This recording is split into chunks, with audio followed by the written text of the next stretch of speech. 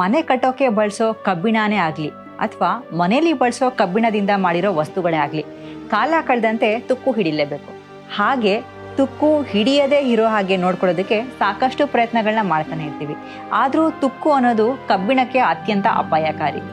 ಆದರೆ ನಮ್ಮ ದೇಶದಲ್ಲಿರೋ ಪುರಾತನ ಕಬ್ಬಿಣದ ಸ್ತಂಭ ಒಂದು ಸಾವಿರಾರು ವರ್ಷದಿಂದ ಗಾಳಿ ಮಳೆ ಬಿಸಿಲಿನಲ್ಲಿ ನೆಂದು ಬೆಂದಿದ್ರೂ ಏನೂ ಆಗದೆ ಗಟ್ಟಿಯಾಗೇ ನಿಂತಿದೆ. ಯಾವುದು ಆ ಪುರಾತನ ಸ್ತಂಭ?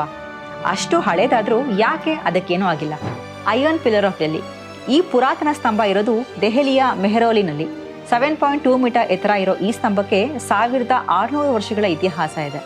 6 ಟನ್ನಿನ ಈ ಪುರಾತನ ಸ್ತಂಭ ಗುಪ್ತರ ಆಳ್ವಿಕೆಯಲ್ಲಿ ಅಂದರೆ ಸುಮಾರು 4ನೇ ಶತಮಾನದಲ್ಲಿ ನಿರ್ಮಾಣ ಆಗಿದೆ ಅನ್ನೋ ಹಿನ್ನೆಲೆ ಕೂಡ ಇದೆ. ಅಲ್ಲಿಂದ ಇಲ್ಲಿ ತನಕ ಇದು ಮಳೆ ಬಿಸಿಲು ಚಳಿ ಅಂತ ಏನೆಲ್ಲ ಕಂಡಿದೆ. ನಾವು ಖರೀದಿ ಮಾಡೋ ಕಾರ್ ಕೂಡ ಕಾಲಕ್ರಮೇಣ ತುಕ್ಕು ಹಿಡಿಬಾರ್ದು ಅಂತ ಆಂಟಿ ರಸ್ಟ್ ಕೋಟಿಂಗ್ನ ಮಾಡಲಾಗುತ್ತೆ. ಅಷ್ಟೇ ಯಾಕೆ, ಜಗತ್ ಪ್ರಸಿದ್ಧ ಐಫಿಲ್ ಟವರ್ಗೂ ಕೂಡ ತುಕ್ಕು ಹಿಡಿದೇ ಇರೋದಕ್ಕೆ ಕಾಲಕ್ಕೆ ಕೋಟಿಂಗನ್ನು ಮಾಡ್ತಾರೆ. ಆದರೆ ಸಾವಿರಾರು ವರ್ಷದಿಂದಿರೋ ದೆಹಲಿಯ ಕಬ್ಬಿಣ ಸ್ತಂಭಕ್ಕೆ ಯಾವುದೇ ರೀತಿಯ ವಿಶೇಷ ಕ್ರಮ ಕೈಗೊಂಡಿಲ್ಲ. ಆದರೂ ಇನ್ನೂ ಹೊಸದರ ಹಾಗೇ ಇದೆ. ಹಾಗಾದರೆ ಜಗತ್ನಲ್ಲಿರೋ ಎಲ್ಲ ಕಬ್ಬಿಣಕ್ಕೂ ಹಿಡಿಯೋ ತುಕ್ಕು ಇದಕ್ಕೆ ಯಾಕೆ ಹಿಡಿದಿಲ್ಲ? ಅದಕ್ಕೆ ಒಂದು ಮುಖ್ಯವಾದ ಕಾರಣ ಇದೆ. ಈ ಸ್ತಂಭಕ್ಕೆ ಯಾಕೆ ಇಷ್ಟು ವರ್ಷಗಳಾದರೂ ತುಕ್ಕು ಹಿಡಿದಿಲ್ಲ ಅನ್ನೋ ಪ್ರಶ್ನೆ ಇವತ್ತು ನಿನ್ನೆದಲ್ಲ. 10 ವರ್ಷಗಳಿಂದಲೂ ಈ ಸಂದೇಹ ಅನೇಕರಿಗೆ ಇತ್ತು. ಆದರೆ 2003ರಲ್ಲಿ ಈ ವಿಚಾರಕ್ಕೆ ಸಂಬಂಧಪಟ್ಟಂತೆ ನಡೆಸಿದ ಒಂದು ಅಧ್ಯಯನದಲ್ಲಿ ಒಂದು ಮುಖ್ಯ ವಿಚಾರ ಬೆಳಕಿಗೆ ಬರುತ್ತೆ.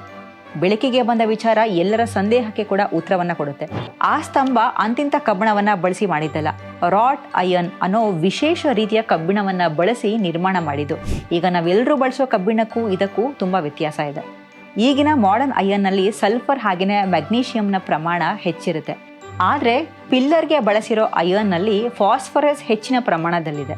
ಸಲ್ಫರ್ ಹಾಗೆಯೇ ಮೆಗ್ನೀಷಿಯಂ ಕಮ್ಮಿ ಇದೆ.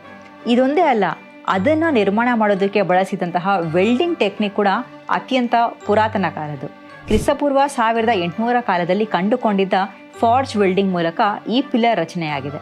ಇನ್ನು ಕಬ್ಬಿಣನ ಕಾಯಿಸಿ ಅದಕ್ಕೆ ಜೋರಾಗಿ ಹೊಡೆಯೋದರ ಮೂಲಕ ಅದರಲ್ಲಿನ ಫಾಸ್ಫರಸ್ ಕಂಟೆಂಟ್ ಹಾಗೆ ಹೊಡೆಯೋ ಹಾಗೆ ಮಾಡೋದೇ ಈ ವೆಲ್ಡಿಂಗ್ ಟೆಕ್ನಿಕ್ನ ವಿಶೇಷತೆ. ಇದೇ ಕಾರಣಕ್ಕೆ ಅದೆಷ್ಟೇ ವರ್ಷಗಳು ಕಳೆದರೂ ಅದು ತುಕ್ಕು ಹಿಡಿದಿಲ್ಲ, ಇನ್ನೂ ಹೊಸದರ ಹಾಗೆ ಇದೆ. ಇದೆಲ್ಲ ನೋಡಿದಾಗ ನಮ್ಗನ್ಸೋದು ನಮ್ಮ ಹಿಂದಿನವರು ಎಷ್ಟು ಬುದ್ಧಿವಂತರಾಗಿದ್ರು ಅಲ್ವಾ? ನಿಮ್ಗೇನು ಅನಿಸುತ್ತೆ ಈ ಕಂಟೆಂಟ್ ಬಗ್ಗೆ? ನೋಡಿ, ಕಮೆಂಟ್ ಮಾಡಿ.